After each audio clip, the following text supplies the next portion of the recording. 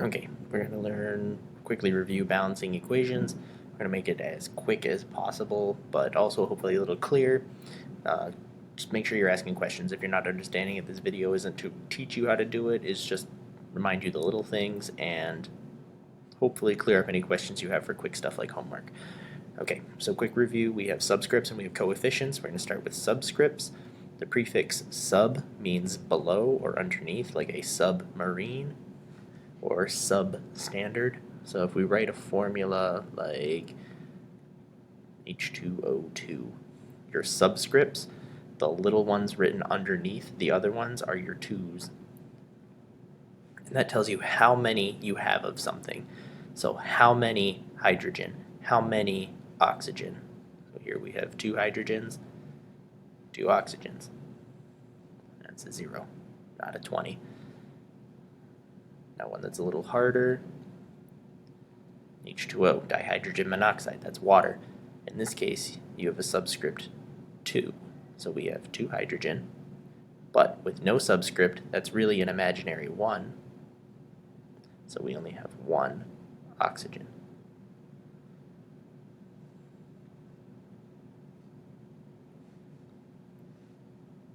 Oxygens. Okay. Now again, we'll go with one that's even just a little tiny bit harder. Gotta make that eraser bigger. That's not a man's eraser, that's a man's eraser. Okay, let's try. Here, let's just make one up. Cobalt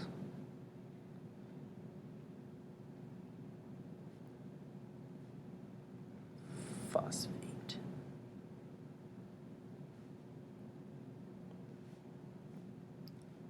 Let's just make that into a 3. There we go, now that's right. Okay, now in this case, this 3 goes with this cobalt. So in this case, we have 3 cobalt. Now this 2, because there's a parenthesis, that means it doesn't apply to just the O4. It applies to this entire thing, which is phosphate. So in this case, we have 2 phosphate. Phosphate. Kids seem to run into trouble when there's the parentheses there, but the parentheses just treat it as if it was one thing, like you did with a regular subscript. And then now we're going to switch over to coefficients. They work kind of the same way in that they tell you how many of something you have, but coefficients go at the beginning and they tell you how many of the entire molecule you have. So let's go back to that water example, H2O. This whole thing is 1 water molecule. But if we throw a 4 over here, now we have 4 water molecules. So the coefficient's a faster way of writing H2O, H2O, H2O, H2O. So the coefficient just tells you how many of it you have, and it goes with everything that comes after the coefficient until there's either like a plus sign or a reaction arrow. So let's do one more, then we'll move into the actual balancing equations part. So let's say we have 3, let's pick an easy one, carbon monoxide. So that would be 3, and then everything that comes after it. So carbon monoxide, carbon monoxide, carbon monoxide. 2, now we're going to go back to that cobalt phosphate. Cobalt.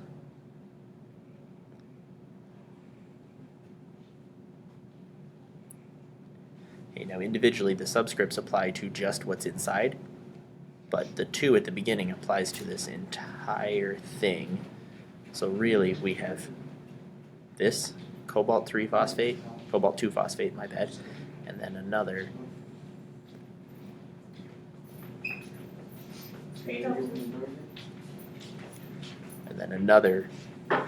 cobalt 2 phosphate.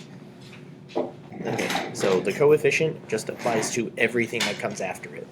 Subscripts apply to what comes just before it. Okay, now we can hop into actually how to balance an equation. I'm going to work through 2 sample problems about how to balance these, and Yeah, hopefully you'll get it. Okay, so we're going to start off with carbon monoxide plus hydrogen gives you, what is this, methyl hydroxide. There we go. So when you're balancing, balance, like when something's in balance, it means it's the same, it's equilibrium, everything's good. So this little arrow splits your reaction into your reactants and your products. Here's your reactants, and there's your products. And the little arrow in the reaction tells you which direction that goes, which side is products, which side is reactants. Since some reactions are reversible, your arrow will actually go both ways. But in this case, we're just going to call this the left side and the right side. So in this case, reactants are left, products are right. So when I say left side, I'm talking about this guy. When I'm talking about right side, I'm talking about this guy. I'll put a little L and an R in the bottom for you. But first, let's get this out of the way so we don't use up all our space. Redo our arrow. So that's left. That's right. Okay, so now we're going to count atoms. Now, balance needs to be the same. Now, when you're doing this, there's a bunch of different ways you can do it. I like to start with the least common elements and then work my way up to the most common. So I like to start with carbon, then oxygen, then hydrogen. Since hydrogen is the most abundant element in the universe, I like to do him last. Yes. Okay, so like I said, do the least common elements first. So let's start with the carbons. How many carbons do we have on this side? Oh, one. Okay, we only have him. There's no subscript, which means it's really one. So we have one carbon. Now, over on the right side, we have, look through the whole thing, one carbon. Awesome. Now I'm going to switch colors. Now let's do oxygen. How many oxygens do we see? Well, we've already done him. So one oxygen, no other oxygens. So we have one oxygen. Check on this side. Carbon, hydrogen. Hey, there's an oxygen. There's one. Okay, now we'll use another color. Hydrogens. Now, before I erased part of it, that should have been a 2. So that subscript tells you that there are 2 hydrogens. And then on this side, we have a subscript 3, so there's 3. And then no subscript here, which means it's really a 1. So how many hydrogens do we have over here? 4. Boo, so close to being balanced. So we have one carbon, we have one oxygen, one carbon, one oxygen. Those are good. Over here we have 4 hydrogen, and on the left side we have 2 hydrogen. So this is not balanced. Now, when you're balancing, it's kind of like a little puzzle that you have to solve. How can we increase just hydrogen on the left side without impacting carbon and oxygen? Because if we increase carbon and oxygen, we're going to have to change both sides because they're already balanced.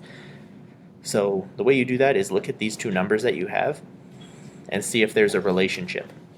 Is there any relationship between 2 and 4? Hey, is 4 maybe a multiple of 2? So to get from 2 to 4, you multiply by 2. So whatever you multiplied by to get to your balance becomes your coefficient at the beginning. So we end up with carbon monoxide, 1 mole, hydrogen gas, 2 moles, gives us 1 mole of methyl hydroxide. Now, we're going to rewrite this without all the mess. So let's...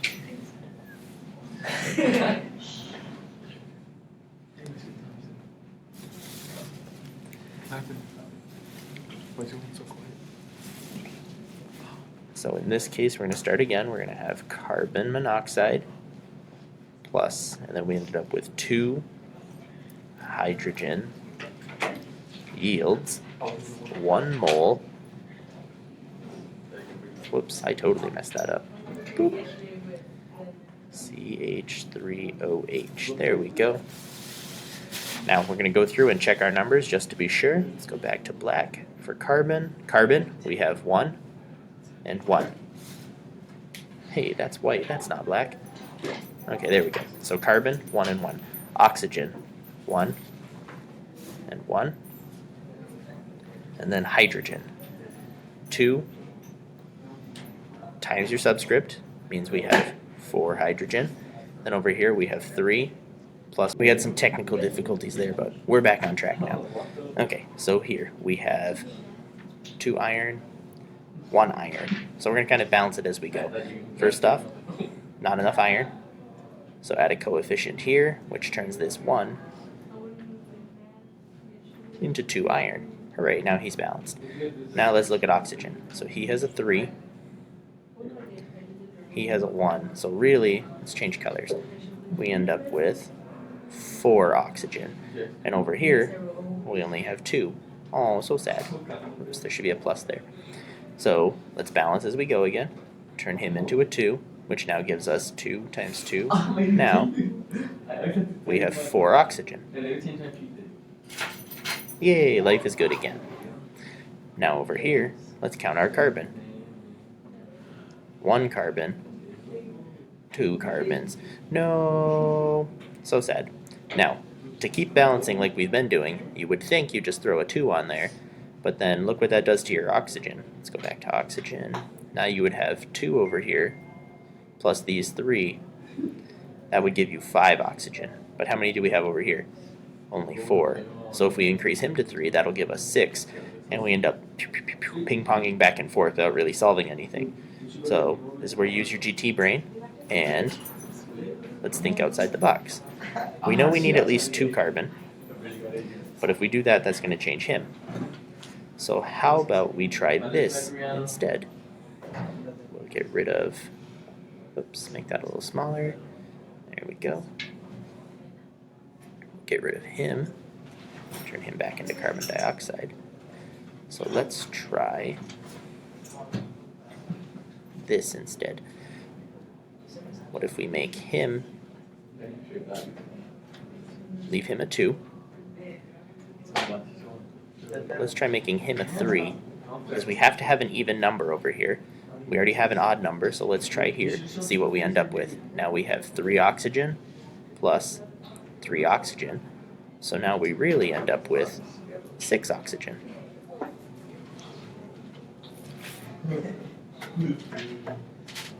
Six oxygen.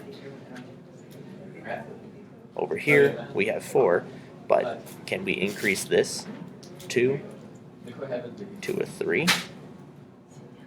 Then you have 3 times 2, and now we have 6 oxygen. Now we can go back and check our carbons. 3 carbon, and then 3 carbon. So it balances. Now this looks like a jumbled mess, so we're going to leave this up here, and at the bottom we're going to write down one equation that looks all super nice. Let's use some Memorial Blue, because Memorial is the best high school.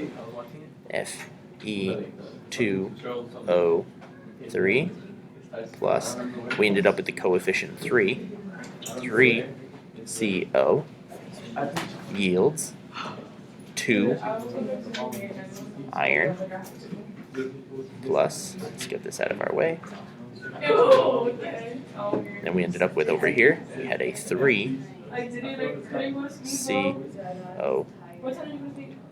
Now one last check just to make sure we didn't transcribe anything wrong. We have 2 iron, 3 and 3, 6 oxygen, 3 times 2, 6 oxygen, and then carbons, 3 and 3. Perfectly balanced.